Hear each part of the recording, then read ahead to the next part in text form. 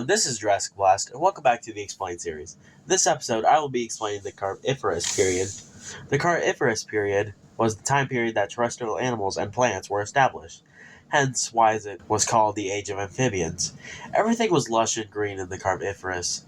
There was also abundance of swamps as well for the amphibious organisms. The Carboniferous period was separated into two sub-periods, the Mississippian and the Pennsylvanian. Anyways, let's talk about some plants in the Carboniferous. Of course, there's horsetails, Lictodiphagus, ferns, and cordytails. However, there's one plant I want to talk about.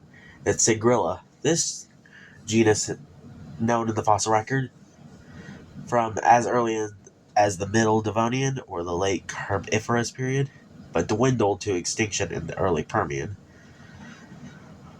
Fossils are found in Great Britain, United States, Canada, China, Korea, Tanzania, and Zimbabwe. Sigrilla could get up to 30 meters or 98 feet, and some could even get to 50 meters or 160 feet, which is crazy for this tree-like plant. The trunk on Sigrilla was topped with a plume of long grass-like microphyllous leaves, so that the plant looks somewhat like a tall, forked bottle brush. The plant bore spores, not seeds, and a cone-like structure attached to the stem. Another tree was Leptodendron, a primitive Lictopodian. Some of you may have seen a meme with Leptodendron before, but that's not why it's here. Leptodendron was found in the Carboniferous period to the Permian period. Some of the Leptodendron species were comparable in size to modern trees. The plants had a tapering trunks as wide as 2 meters, or 66 feet, at their base, that rose about to 40 meters or 103 feet, and even 50 meters or 160 feet, rising from an underground system of horizontally spreading branches that were covered in many rootlets. The height of the Lictophis made the plants similar to modern trees. A consistency dichotomy of branches created a habit that contrasts with that of modern trees. At the end of the branches were oval-shaped strobili called Listostrobus, which had a similar shape to modern cones of a spruce or fir. Anyways, enough with these trees. Let's talk about the increased oxygen level in the Carboniferous period. The increased oxygen made in the air made the arthropods much bigger than their present counterparts. Now it's time for what everyone was waiting for, the organisms. Now I'm going to have 5 groups of organisms: marine invertebrates, freshwater and lagoonal invertebrates, terrestrial invertebrates, aka the bugs, fish, and tetrapods. Now let's start with the marine invertebrates. The first one is Carboniferous. This little guy was a Thylakocephalae, a lineage of odd arthropods. Carboniferous was in its own family, Concavicariid. It include Anictozoon, which I covered in the Silurian video, Hericarus, Concavicarius, and Dolicarus. Multiple famous fossil sites, such as Cleveland Shale and Gogo Formation, have records of this genus. Some specimens are known from the gut of Claso, had an important role in the food chain. However, there's not much information about Concavicarius, so let's go to the next creature. Datylale was a prehistoric mantis shrimp. It was the only genus of its family, Dalialia. Dalia was named after a spirit in Tamalia mythology. Dalia got up to 20 to 80 millimeters, or 0.79 to 3.15 inches. There were 3 more prehistoric mantis shrimp that were in the Carboniferous as well, such as Tranophontis, Permicaris, and Gorgophontis. There wasn't anything too crazy with the trilobites, since they were slowly declining over the periods. The next creature was Ahh a genus of ammonite cephalopods from the Carboniferous of Russia.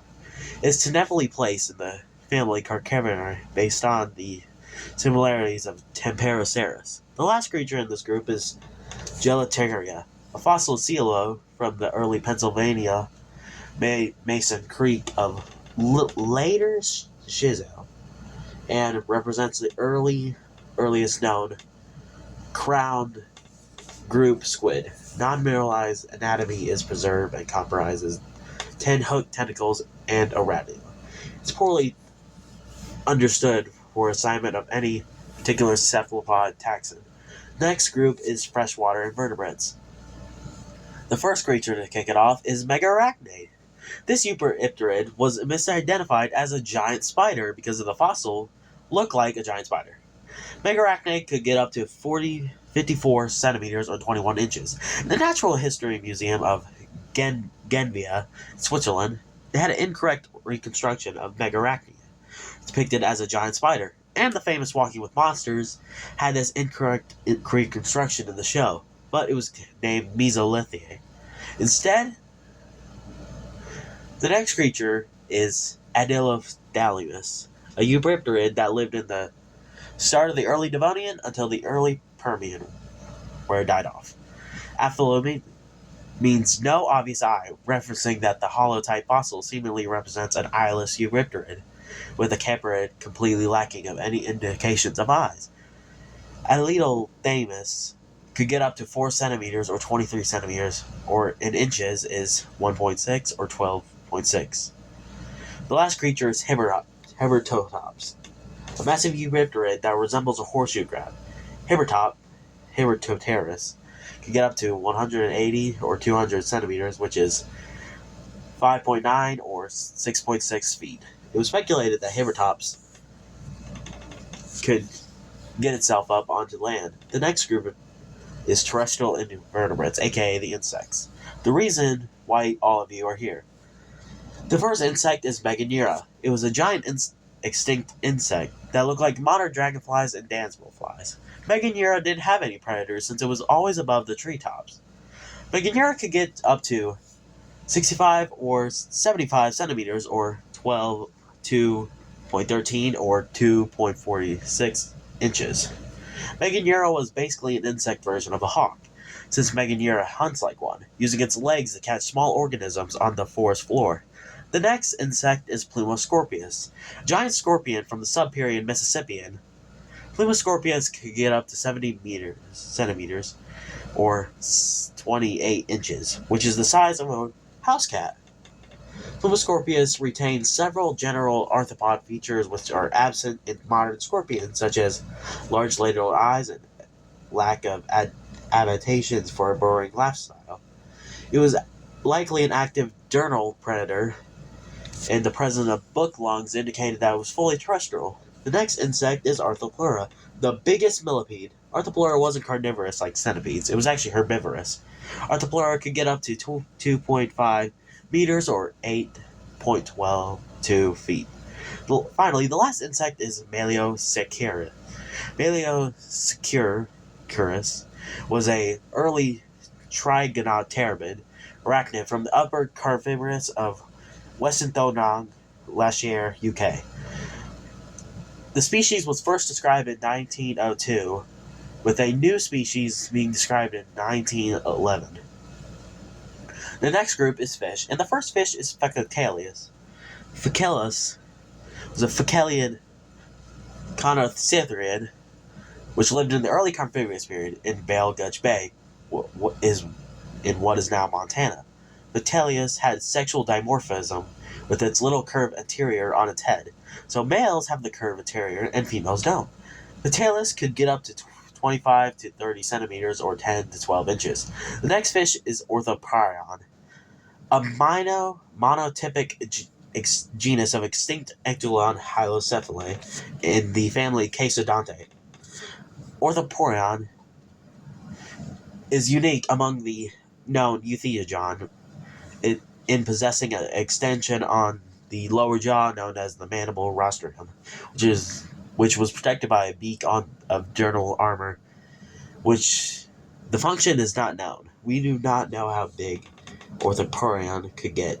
The next fish is Rhizosis, giant apex predator. Rhizosis was an extinct genus of basal fin pteropomorphs. Rhizosis was a giant apex predator that resided in freshwater lakes, river systems, and large swamps. Rhizosis could get up to 5.14 to 5.63 meters, or 16.9 to 18.5 inches. The final fish in this group is Adestus, aka the scissor-toothed shark. Adestus is an extinct genus of eugenal hylocephaline fish from the late Carboniferous in the subperiod Pennsylvania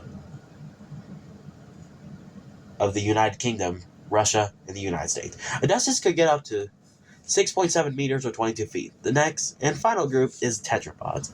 The first creature is Pedipterapus.